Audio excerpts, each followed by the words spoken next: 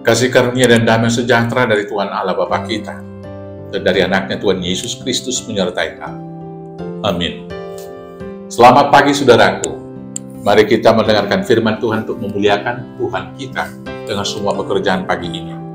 Saya akan bacakan dari 1 Yohanes pasal 4 ayat 14. Tapi saya akan membacakannya mulai dari ayat 12 sampai dengan ayat 17. Demikian firman Tuhan. Tidak ada seorang pun yang pernah melihat Allah. Jika kita saling mengasihi, Allah tetap di dalam kita, dan kasih-Nya sempurna di dalam kita. Demikianlah kita ketahui bahwa kita tetap berada di dalam Allah dan Dia di dalam kita. Ia telah mengaruniakan kita mendapat bagian dalam Roh-Nya.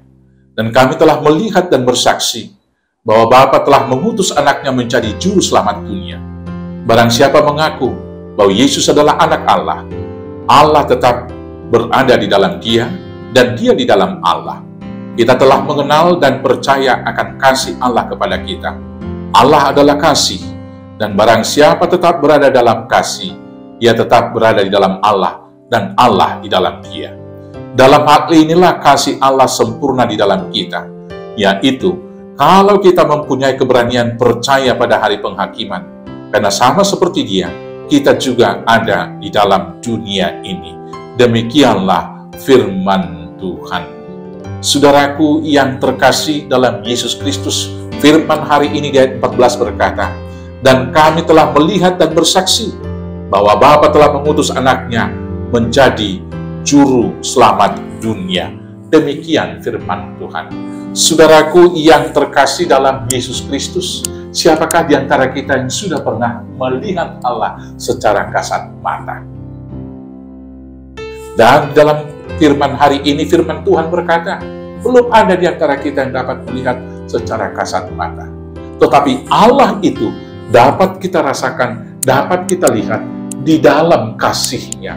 Ketika kita hidup di dalam kasih, ketika kita hidup saling mengasihi, kita percaya bahwa kita sudah di dalam Allah dan Allah di dalam kita.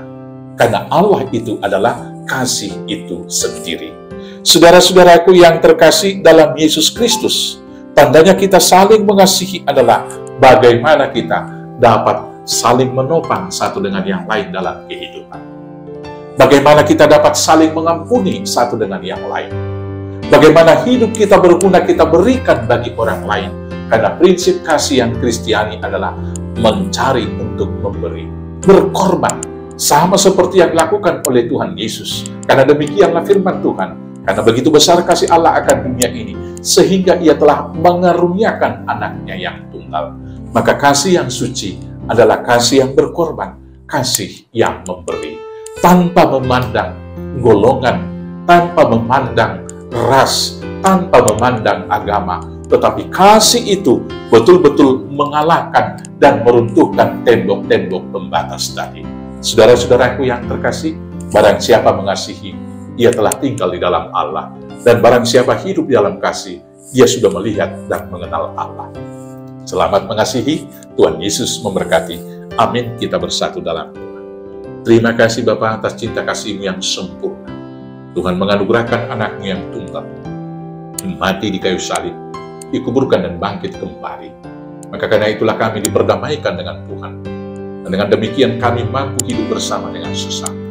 Maka biarlah dengan kasih Tuhan, kami boleh menyatakan dan bersaksi tentang iman percaya kami pada hari penghakiman terakhir.